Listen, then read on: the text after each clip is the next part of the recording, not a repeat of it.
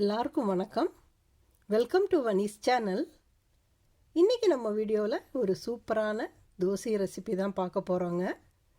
இது ஒரு தக்காளி தோசை. எப்போவுமே சாதாரணமான இட்லி தோசை ஊற்றி கொடுக்கறதுக்கு இந்த மாதிரி ஒரு தக்காளி தோசை செய்யும்பொழுது பிரேக்ஃபாஸ்ட்டு ஒரு டிஃப்ரெண்ட்டாக இருக்கும், ஒரு டிஃப்ரெண்ட்டான டேஸ்ட்டாகவும் இருக்கும்.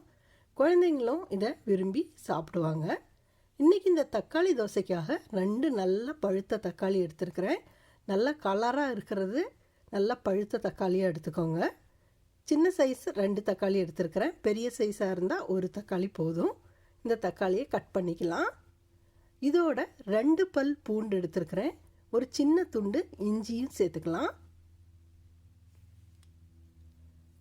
இதோட இப்போது கொஞ்சமாக மிளகாய்த்தூள், அதாவது காஷ்மீரி மிளகாய்த்தூள் சேர்க்குறேன் நான்.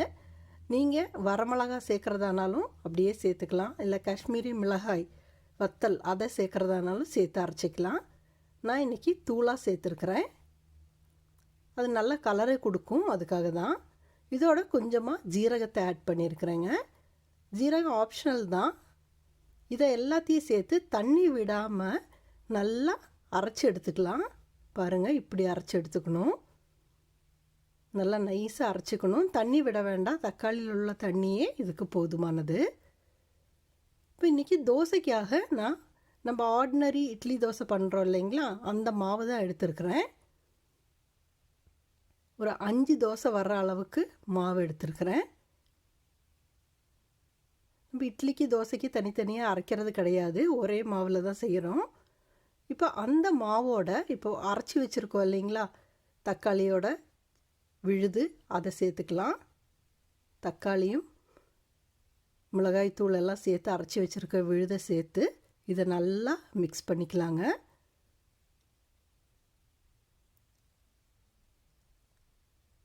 நான் உப்பு ஆட் பண்ணலை, ஏன்னா ஏற்கனவே நம்ம தோசை மாவில், அதாவது இட்லி தோசை மாவில் உப்பு ஆட் பண்ணியிருக்கு, அதனால் நான் ஆட் பண்ணலை. உங்களுக்கு தேவைன்னா கொஞ்சமாக ஆட் பண்ணிக்கலாம். இதோட கொஞ்சமாக பெருங்காயத்தூள் சேர்த்துக்கலாங்க. இது நல்ல ஒரு டேஸ்ட்டை கொடுக்கும், நல்லா வாசனையாகவும் இருக்கும். பாருங்கள், இந்த மாவு பதம் கொஞ்சம் லூஸாக இருக்குது, அதாவது தண்ணியாக இருக்குது. அதனால் கொஞ்சமாக அரிசி மாவு சேர்த்துக்கலாங்க. ஏன்னா நம்ம தோசை மாவு ஏற்கனவே அரைச்சி வச்சுருக்குறோம். இப்போது அதோட தக்காளி அரைச்ச அந்த விழுதை சேர்த்துருக்குறோம் இல்லைங்களா, அதனால் இன்னும் கொஞ்சம் தண்ணியாக போயிடும். அதுக்காக கொஞ்சம் கட்டியாக எடுத்துகிட்டு வர்றதுக்காக தான் இந்த அரிசி மாவு சேர்க்குறோம். வேணும்னா இன்னும் கொஞ்சம் கூட சேர்த்துக்கலாம். நம்ம மாவோட கன்சிஸ்டன்சி எப்படி இருக்குதுன்னு பார்த்துட்டு அதுக்கு தகுந்த மாதிரி அரிசி மாவை கொஞ்சம் அதிகப்படுத்திக்கலாம். 1 டீஸ்பூனுக்கு பதிலாக 2 டீஸ்பூன் சேர்த்துக்கலாம்.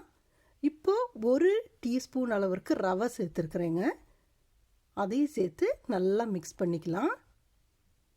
ஏன்னா ரவை சேர்க்கும்போது நல்லா மொறுமொறுப்பாக இருக்கும், அதுக்காக தான். இப்போ பாருங்கள், இதை நல்லா மிக்ஸ் பண்ணியாச்சு. இது கொஞ்ச நேரத்துக்கு இப்படியே நம்ம வைக்க போகிறோம், ஒரு 5 நிமிஷத்துக்கு. இப்போ 5 நிமிஷம் ஆயிடுச்சு, தோசைக்கல்லும் சூடாயிடுச்சு. அந்த 5 நிமிஷம் வைக்கிறது ரவை கொஞ்சம் ஊறணும் அப்படிங்கிறதுக்காக தான். நான் இங்கே வறுக்காத ரவை தான் சேர்த்துருக்குறேன். இப்போ பாருங்கள், தோசை ஊற்றும்போது எவ்வளோ சூப்பராக வருது பாருங்கள். நல்லா வட்ட வட்ட தோசை. தோசை ஊற்றினதுக்கப்புறம் மிதமான தீயிலேயே வச்சு வேக விடலாங்க.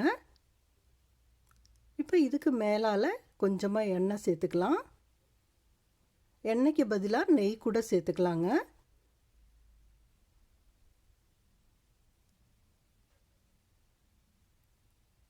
நல்லா மொறுமொறுப்பான உடனே இன்னொரு பக்கம் வேக வைக்கணும்னு கூட அவசியம் இல்லை. பாருங்கள், நல்லா வெந்துடுச்சு. நான் உங்களுக்கு அதோட அடிப்பக்கத்தை காமிக்கிறதுக்காக திருப்பி போடுறேன். இப்போது பார்க்கும்போதே தெரியுது நல்லா மொறுமொறுப்பாக இருக்கிறது.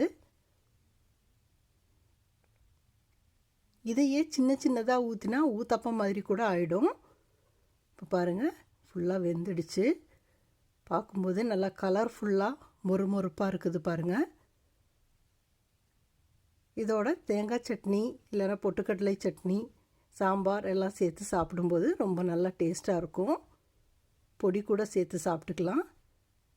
இந்த சூப்பரான தோசை ரெசிபியை நீங்களும் செஞ்சு பாருங்கள். உங்களுக்கு இந்த வீடியோ பிடிச்சிருந்ததுன்னா லைக் பண்ணுங்கள், கமெண்ட் பண்ணுங்கள். இது வரைக்கும் சப்ஸ்கிரைப் பண்ணாதவங்க இருந்தீங்கன்னா சப்ஸ்கிரைப் பண்ணிக்கோங்க. ஏதாவது வீடியோஸ் வேணும் அப்படின்னாலும் கமெண்ட்ஸில் சொல்லுங்கள். மீண்டும் அடுத்த வீடியோவில் சந்திக்கும் வரை பாய். தேங்க்ஸ் ஃபார் வாட்சிங்.